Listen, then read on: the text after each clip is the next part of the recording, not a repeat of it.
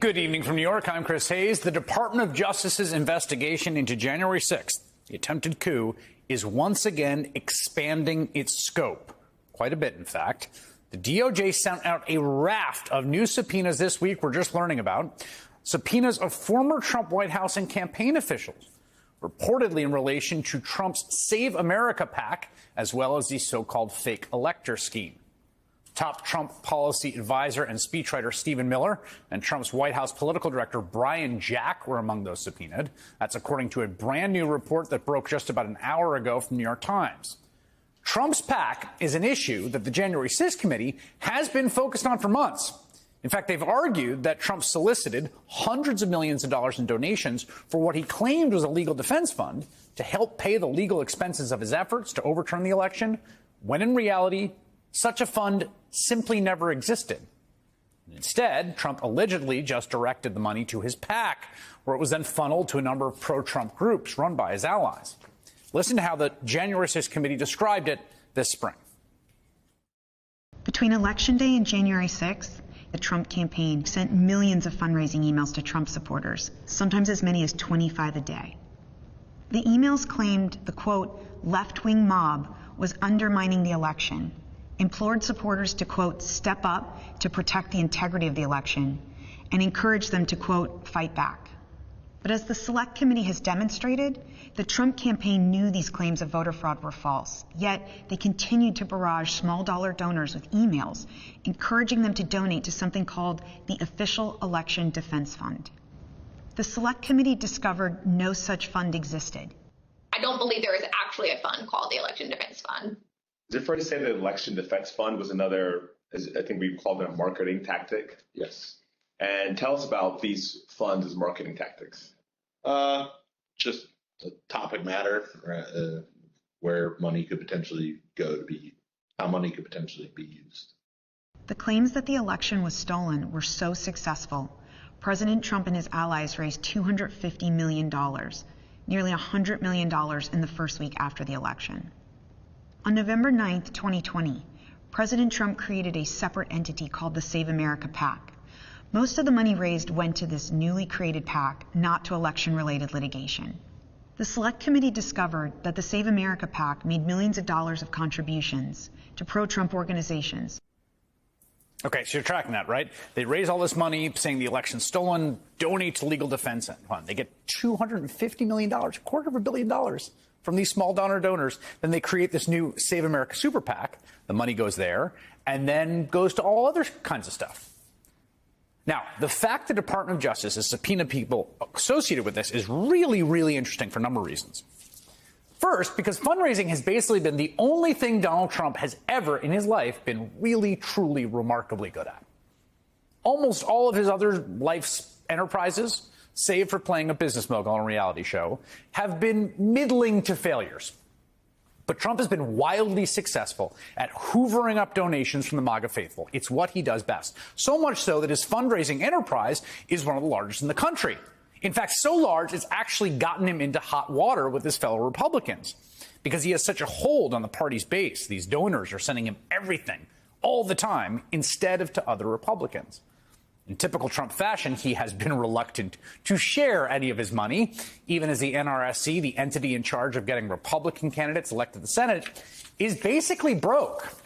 Republican Senator Mitt Romney of Utah even called Trump out publicly for this, telling the Washington Post, quote, I would sure hope President Trump would use some of that money he's got to get Republicans elected to the Senate. It'll be good for the country and good for the people he's endorsed. Of course, there is absolutely no reason to believe Trump is actually going to do that. Why would he? He doesn't even really know where the money he raises goes, or at least we don't. You might remember there was even a whole other investigation at Trump's inaugural committee, which also raised huge amounts of money over the alleged misuse of funds.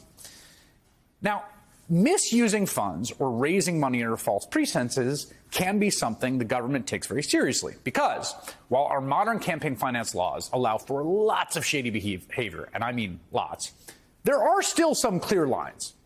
Explicitly lying to people about where the money they're donating to you will go, for instance, to an entity that does not exist, may cross one of them. Not clear if it does, but it may. And that is, of course, what the January 6th committee alleges Trump did with truly enormous amounts of money. Now, take a step back for a second, because there are so many concurrent investigations into Donald Trump, it can be difficult to keep them straight. So just to reset the table, right, there's also the grand jury in Fulton County, Georgia, investigating potentially criminal election interference by Trump and his allies. We know his close associate and lawyer, Rudy Giuliani, who is integral in plotting Trump's coup attempt, has been formally notified by the DA's office there that he is a target of that criminal inquiry. So that's one. Two, there's the federal inquiry into roughly 100 stolen classified documents which received from Mar-a-Lago after the FBI executed a search warrant, apparently in response to Trump's own lawyers lying about what he still had in his possession, including, it appears, according to one report, documents related to a foreign country's nuclear weapons, so sensitive only cabinet-level officials could okay being read into it. There's also, of course, the House Select Committee investigation into January 6th insurrection, which should pick up steam this fall. But the third criminal inquiry, right? There's Georgia, there's the documents. The third one, this investigation, partly into Trump's super PAC that we are learning more about today, is part of the Department of Justice's overarching investigation into January 6th and the attempted coup, and now potentially fraud as well. That's being run out of D.C., where there's a grand jury taking a lot of testimony.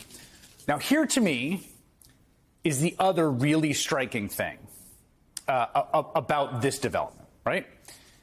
Trump's crime, in colloquial layman's sense, is obvious. I don't mean crime in like the technical sense. I mean, Donald Trump tried to overturn the results of a free and fair election, disrupted the peaceful transfer of power for the first time, arguably in modern American history, at least since the Civil War, by inciting a violent armed mob to storm the Capitol on his behalf. He wanted to join the mob and be at the front of them while they stormed the Capitol to overturn American democracy.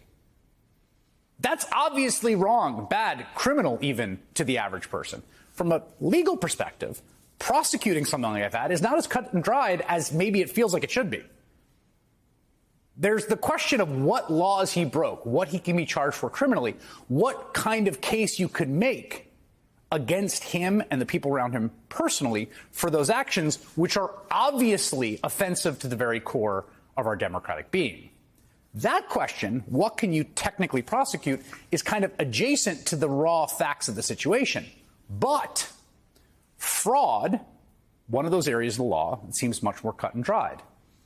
There are paper trails, documents, wire transfers, which can lay out a criminal case much more clearly. And this new line of inquiry should inspire some worry in Trump's already overstretched legal team. Because look no further than Steve Bannon in New York yesterday in handcuffs. Steve Bannon is currently awaiting trial for his alleged role in another scheme to defraud Trump supporters, probably the very same donors giving money to the super PAC that Trump was raiding for.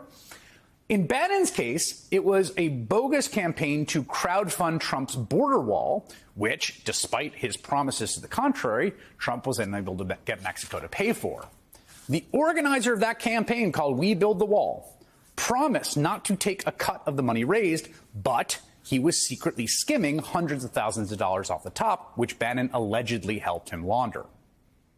So that organizer, again, raising money from the MAGA faithful, skimming money off the top, that organizer and another associate have already pleaded guilty to federal charges and potentially face years in prison when they are sentenced later this year. And things aren't looking great for Bannon, seen here in handcuffs in a New York courthouse. It's early, of course. He's innocent until proven guilty under the U.S. Constitution. But the case against him seems pretty strong. And the broad strokes of what he's accused of doing, taking money from Trump supporters under misleading pretenses, looks awfully similar to what the DOJ now appears to be investigating Trump's PAC for. Based on what we've seen so far, I think Trump should be worried.